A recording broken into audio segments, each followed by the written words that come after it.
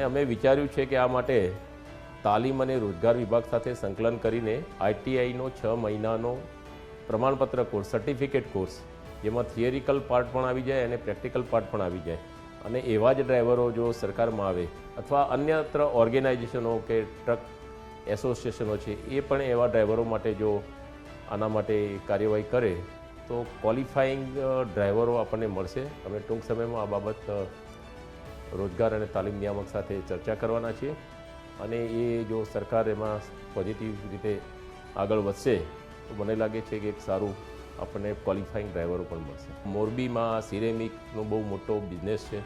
ત્યાં દૈનિક ધોરણે 35,000 થી 40,000 જેટલી ટ્રકો ત્યાં આવે છે. ત્યારે એ ટ્રક ડ્રાઈવરોનો સંપર્ક કરીને એમને પણ એક તાલીમના પ્લેટફોર્મ હેઠળ લાવીને એમની કેપેસિટી બિલ્ડિંગ વધે એવા પ્રયાસો મેં વિચાર્યા છે.